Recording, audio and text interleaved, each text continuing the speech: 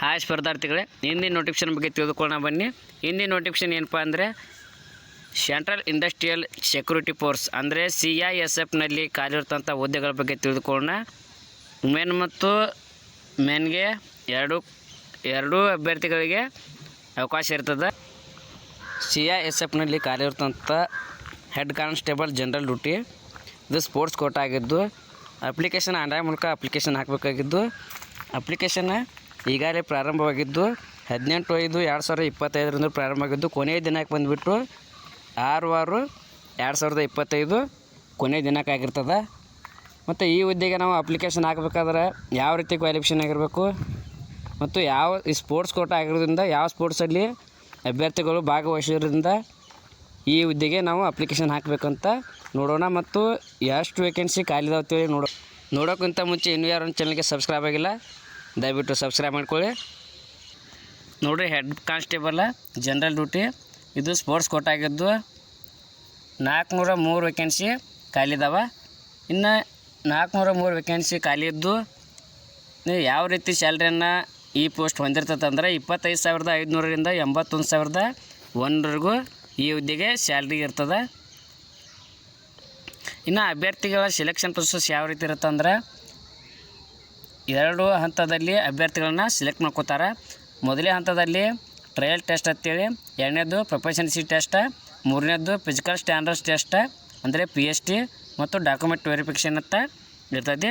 ಇನ್ನು 2ನೇ ಸ್ಟೇಜ್ನಲ್ಲಿ 2ನೇ ಹಂತದಲ್ಲಿ ಮೆಡಿಕಲ್ ಎಕ್ಸಾಮ್ ಇರ್ತದೆ. ಇನ್ನು ವೇಕೆನ್ಸಿ ಡೀಟೇಲ್ಸ್ ನೋಡೋಣ.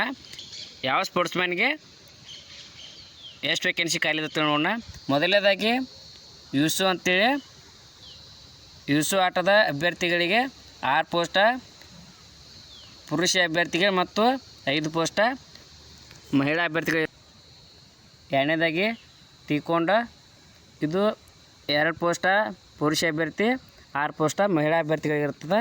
ಇನ್ನು ಕರಾಟೆ ಸ್ಪೋರ್ಟ್ಸ್ಮ್ಯಾನ್ಗೆ 8 ವೇಕೆನ್ಸಿ ಪುರುಷ ಮತ್ತು 6 ಮಹಿಳಾ ಅಭ್ಯರ್ಥಿಗಳಿಗೆ ಇರುತ್ತವೆ.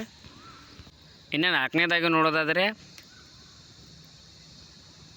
ಪೆಂಕಾಕ್ಸ್ ಸೈಲೆಟ್ ಅಂತೇಳಿ ಇದು ಪುರುಷ ಅಭ್ಯರ್ಥಿಗೆ 10 ವೇಕೆನ್ಸಿ, ಮಹಿಳಾ ಅಭ್ಯರ್ಥಿಗಳಿಗೆ 8 ವೇಕೆನ್ಸಿ ಖಾಲಿದಾವ. ಇನ್ನು ಅರ್ಚರಿ ಅಂತೇಳಿ ಅರ್ಚರಿ ನೋಡ್ರಿ, ಇದು ಪುರುಷ 8 ಮಹಿಳಾ 8. ಮುಂತಿನ 6ನೇದಾಗಿ ಕಾಯ್ಕಿಂಗ ಪುರುಷ 6 ವೇಕೆನ್ಸಿ ಖಾಲಿದ್ದು ಮಹಿಳೆಗೆ 6 ವೇಕೆನ್ಸಿ ಖಾಲಿದಾವ. ಇನ್ನು 7ನೇದು ಕೆನೋಯಿಂಗ ಟೋಟಲ 6 ವೇಕೆನ್ಸಿ ಖಾಲಿದಾವ. ಅವು ಪುರುಷ ಅಭ್ಯರ್ಥಿಗೆ 6 ವೇಕೆನ್ಸಿ ಮಹಿಳಾ ಅಭ್ಯರ್ಥಿಗಳಿಗೆ ಇರ್ತಾವೆ. ಇನ್ನು ರವಿಂಗ್ ಅಂತೇಳಿ ಇದರಲ್ಲಿ ಪುರುಷ ಅಭ್ಯರ್ಥಿಗಳಿಗೆ 6 ಮಹಿಳಾ ಅಭ್ಯರ್ಥಿಗಳಿಗೆ 6 ವೇಕೆನ್ಸಿ ಖಾಲಿ ಇರ್ತಾವೆ. ಫುಟ್ಬಾಲ್ ಆಟಗಾರರಿಗೆ 9 ವೇಕೆನ್ಸಿ ಪುರುಷ ಅಭ್ಯರ್ಥಿ, 20 ವೇಕೆನ್ಸಿ ಮಹಿಳಾ ಅಭ್ಯರ್ಥಿಗಳಿಗೆ ಇರ್ತದೆ. ಇನ್ನು ಹ್ಯಾಂಡ್ಬಾಲಿಂಗ್ ಅಂತೇಳಿ 5 ವೇಕೆನ್ಸಿ ಪುರುಷ, 10 ವೇಕೆನ್ಸಿ ಮಹಿಳಾ ಅಭ್ಯರ್ಥಿಗಳಿಗೆ. ಇನ್ನು ಜಿಮ್ನಾಸ್ಟಿಕ್ಕಿಗೆ 6 ವೇಕೆನ್ಸಿ ಪುರುಷ, 8 ವೇಕೆನ್ಸಿ ಮಹಿಳೆಗೆ ಇರ್ತದೆ.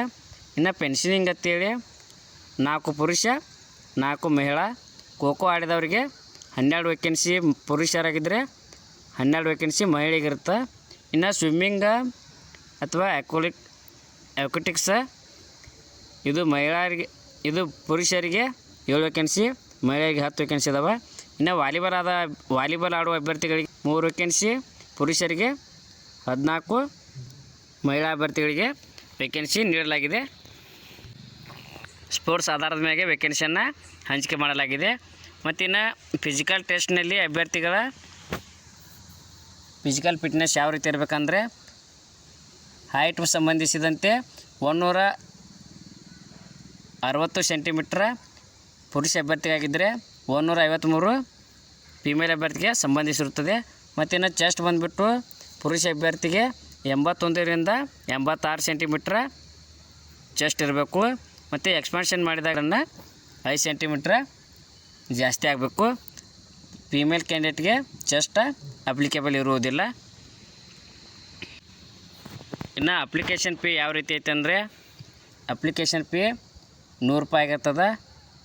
ಇದು female candidate and those candidates belong to SC ST ಕ್ಯಾಟಗರಿಗೆ ಯಾವುದೇ ರೀತಿ ಅಪ್ಲಿಕೇಶನ್ ಫೀ ಇರುವುದಿಲ್ಲ. ಇನ್ನು ನೀವು ಆನ್ಲೈನ್ ಮೂಲಕ ಅಪ್ಲಿಕೇಶನ್ ಫೀಯನ್ನು ತುಂಬಬೇಕಾಗತ್ತೆ.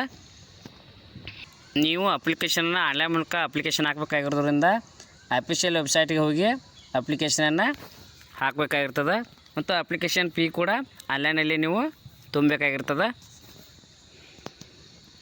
Thank you. ಇನ್ನೂ ಯಾರ ಚಾನಲ್ಗೆ ಸಬ್ಸ್ಕ್ರೈಬ್ ಆಗಿಲ್ಲ ದಯವಿಟ್ಟು ಸಬ್ಸ್ಕ್ರೈಬ್ ಮಾಡ್ಕೊಳ್ಳಿ. ಮುಂದೆ ಯಾವುದೇ ಜಾಬ್ ಬಗ್ಗೆ ನಾನು ತಿಳಿಸಿದಾಗ ನಿಮಗೆ ನೋಟಿಫಿಕೇಷನ್ ಮೂಲಕ ತಿಳಿದು ಬರುತ್ತದೆ.